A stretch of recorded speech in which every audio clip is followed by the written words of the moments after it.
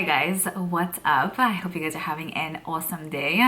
For today's video, I have an ultra exciting one that I think you guys will just really enjoy and find very helpful.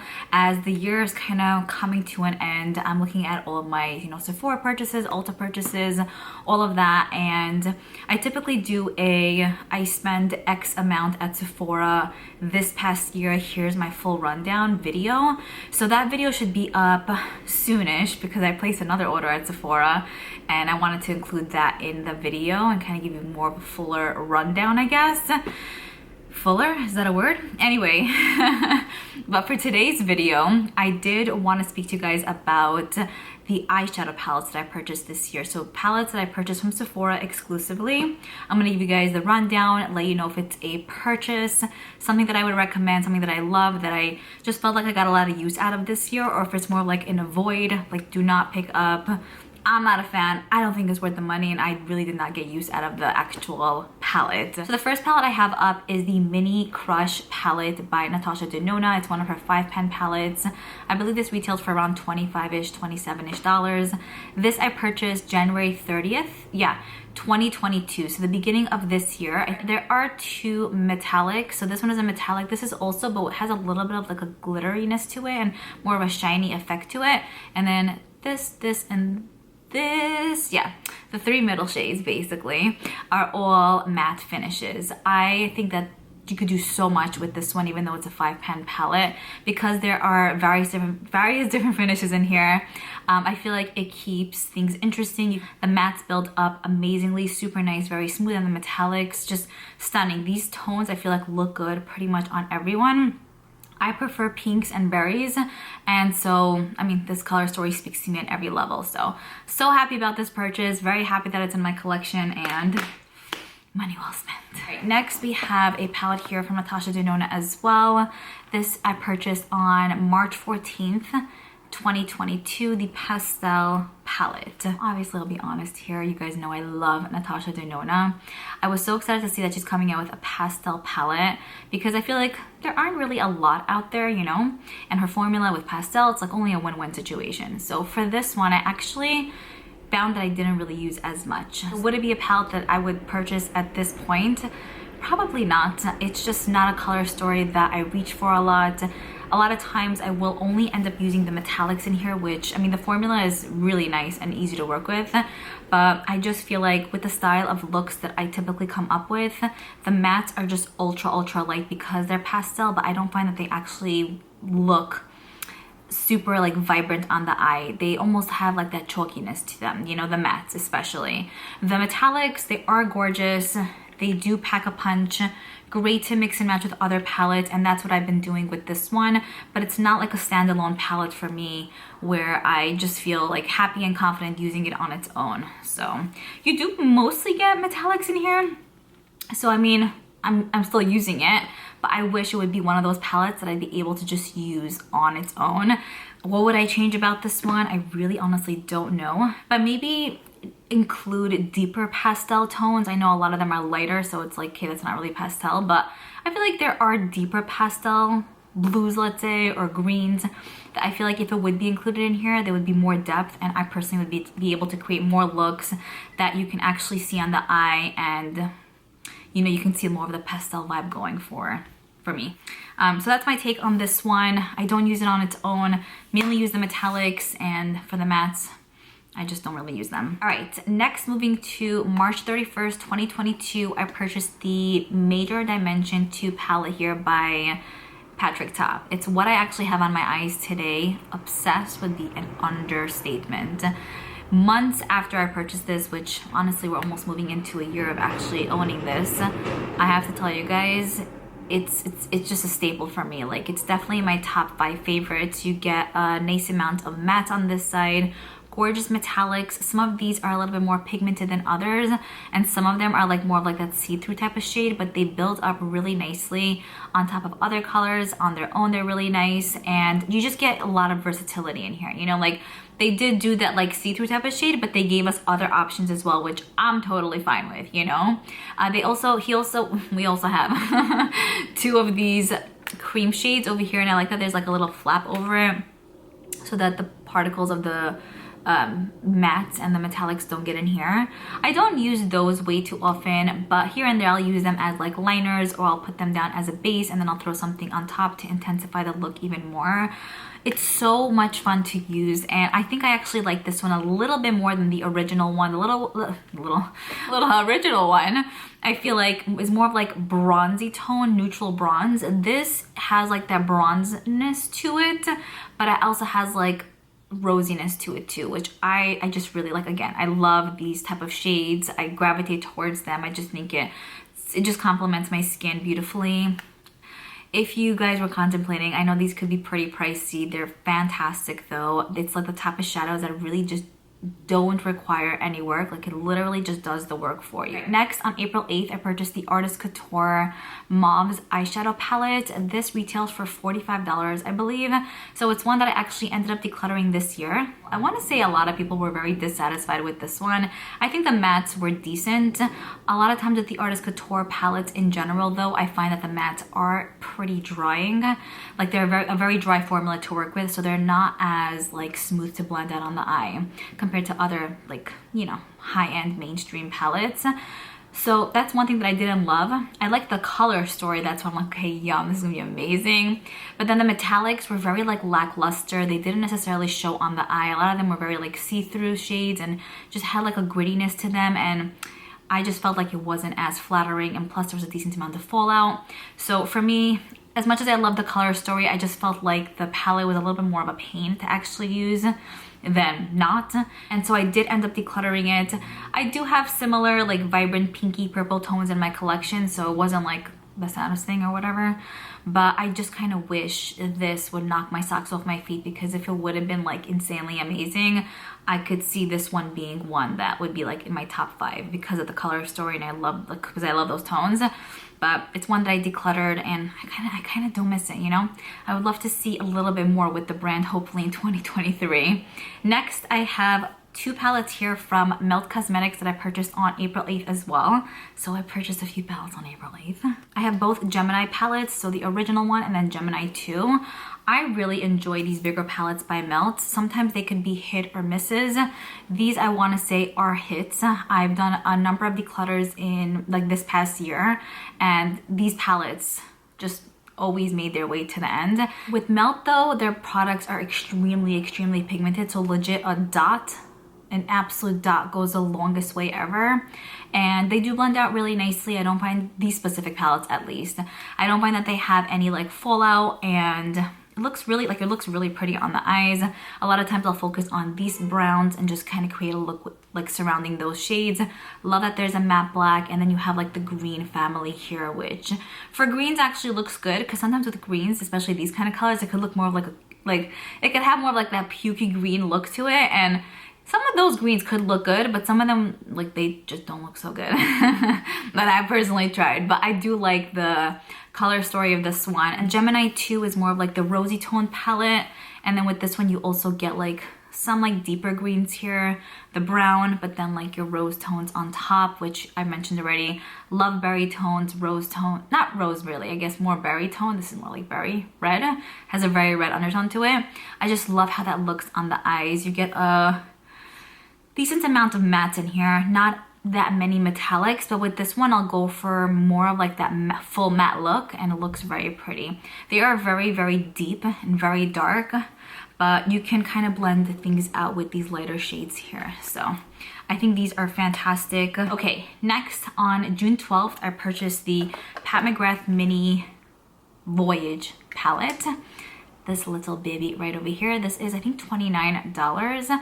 I love this. I think it's fantastic. You get 6 shades, 2 mattes, and 4 metallics. A lot of the times I'll use this specific shade with the 2 mattes in here. I'll throw like this one right here like in the brow, on the brow bone, and then I'll use this like bronzy tone shade as well.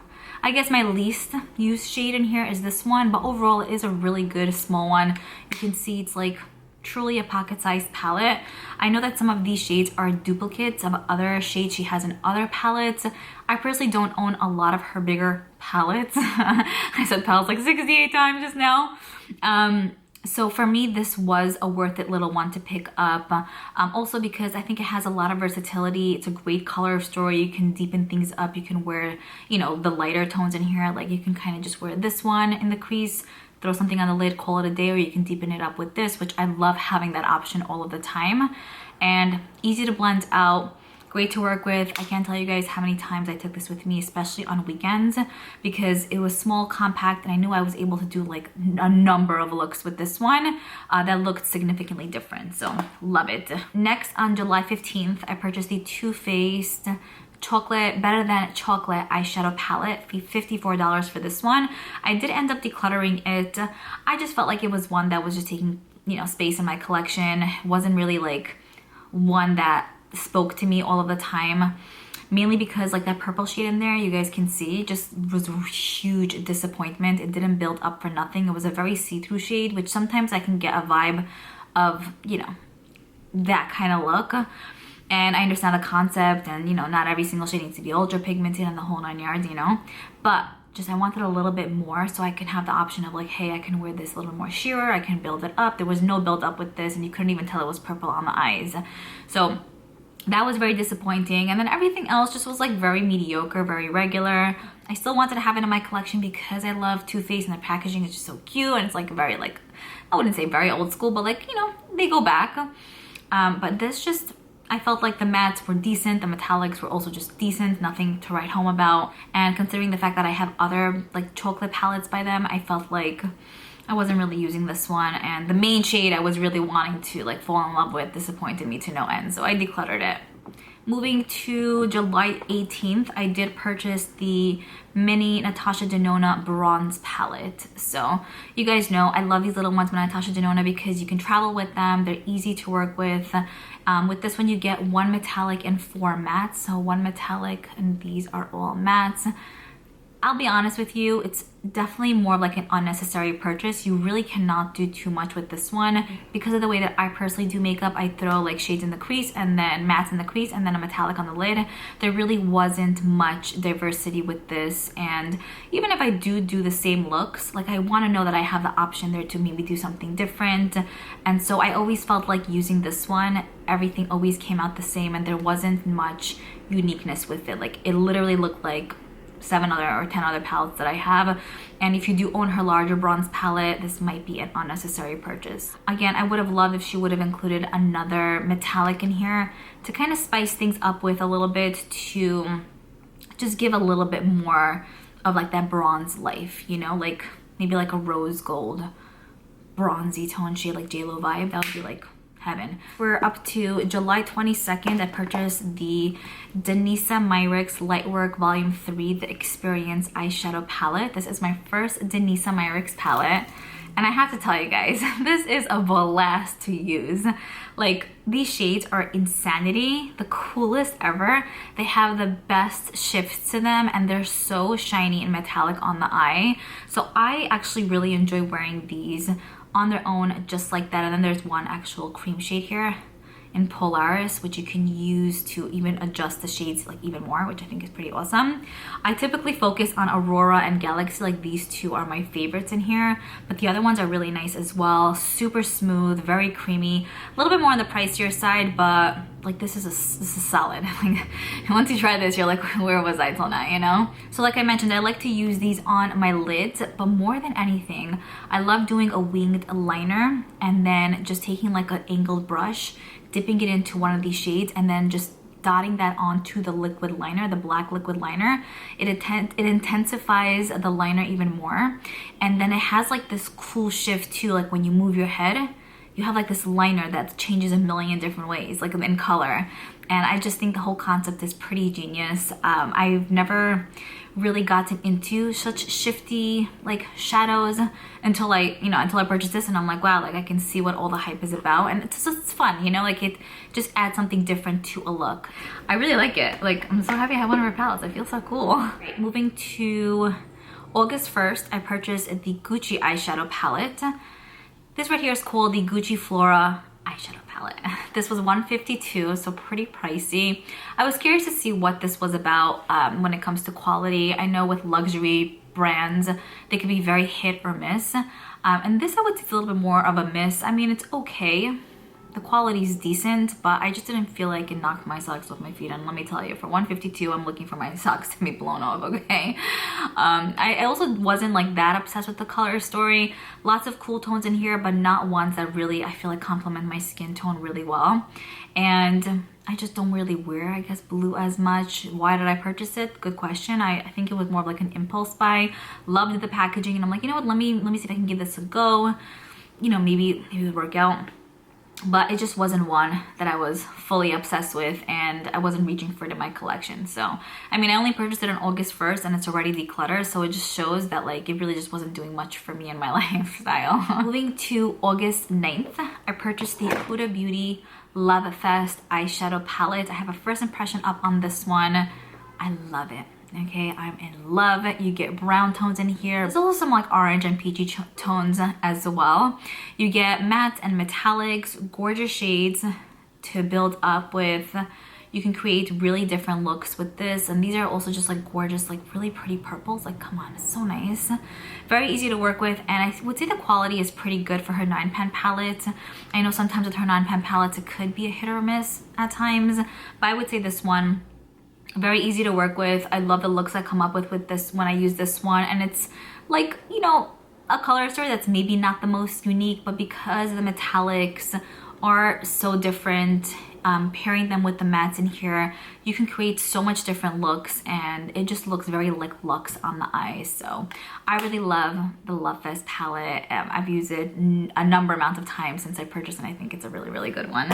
All right, next we're moving to September 7th. I purchased the Natasha Denona Dream eyeshadow palette. This is one of her newer releases. Yeah, because we're hitting September already. I love this. I think it's literally right up my alley.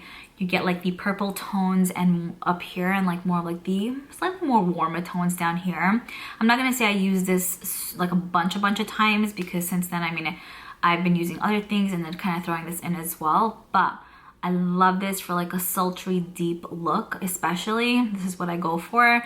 The quality is fantastic. The mattes blend out like a dream come true. Metallics, ultra pretty. I love the fact that there's a matte black in here. I'm about that life. I'm obsessed. My favorite shade in here probably has to be Instinct. Yeah, this beautiful like eggplant, just stunning purple. That's a really good one. I also like the shade right over here to kind of just throw on in the crease and on the lid sometimes, mascara, and call it a day. I just love how saturated these shades are, how buildable they are. And I like that this is not necessarily just one color story, because sometimes I know she focuses on like cool tones or like a bronze tone palette or like the pastels. There's like a story to each palette usually, but this one I feel like there is, but it's not under one family pretty much, you know. So I love it. I think it's fantastic, and you have one shifty shade here, which is like a green pinky type of shade, which could be fun to add to some looks at times. The next palette I purchased was on October 23rd. This is the Dior Backstage eye palette in Khaki. When I saw the color story of this one, I'm like, hey, this is so nice. I didn't own any, or currently don't own any other Dior palettes. I'm like, you know, this might be a cool first one. Loved the packaging, very pretty, very luxe. But I didn't feel like you can do a lot with this one. I personally would have loved like a deeper brown. I know I mentioned that a lot, but it's just like something that I usually wear often. So I feel like it just could tie in so many different looks. And the fact that this didn't have it, all of the looks really came out the same, even though there are different tones and shades in here. Some of the greens also look kind of the same on the eyes. The matte brown was not buildable at all, and I just really was not like, the white shade also was very flaky and it didn't really show up too much on the eye. So I felt like I wasn't able to create much with this, and with the one or two looks that I, you know, created when I used this, I was like, okay, this is nice, but it wasn't one like to write home about really. So, and I have other green palettes that I feel like really like do it for me, like the Tinkerbell palette from ColourPop. You can do so much with that one, and the shades are actually even more buttery in that one than in this. So totally kept it like the Tinkerbell one, and ended up decluttering this palette because it was not doing it for me. I just like I was not having it with this. And then the final palette I purchased for this year was on November 7th, and this is the Retro Glam eyeshadow palette, also Natasha Denona. We've got a lot of her goods in here. So this is one I personally would not recommend. The quality is there. I do like it. I feel like but for the color story, you can't really do much. There are so many shades that end up looking the same on the eyes. Like this shade and this shade. I don't think it was necessary to have both. There's no matte brown in here, which again, for such a palette, I feel like it would just be necessary to just create other and different looks, you know, to put maybe like a little bit of a green in the crease and then brown, build it up, something. But for me, I just, every time I open this up, like I can't figure out a look that I want to create. And 9 out of 10 times I'm pulling out other palettes to use with this one. And then in that way, I love it because like it looks nice and the quality is great. But it's definitely not a standalone palette for me with the style of how I do makeup. And I know a lot of you guys mentioned you prefer to have browns because, you know, it really does a lot for a palette, you know what I'm saying? The shade Flare is a really gorgeous one though. I do like to use that one a lot. Belle is also very pretty, so sometimes I'll just pair those two together. Sometimes I'll pair Marlin and Sage together as well. But again, there's no like deeper saturated green, so you can't even go deeper than this. The other one is this one, which is more of like a metallic, which I think would have been better off as a matte.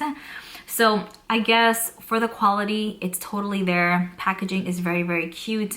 But when it comes to creating actual looks with this one, I just I don't see myself, and I have not seen myself create like looks that I'm like, oh wow, you know, I'm into it.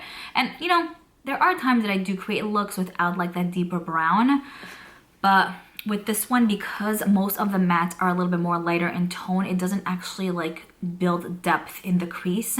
So it almost sometimes only looks like you're wearing a shade on the lids, which is fine if that's the look you're going for. But if it's not, it's almost like you're doing build-up work for almost nothing. All right, so that's pretty much it on my 16 palettes I purchased at Sephora for this year.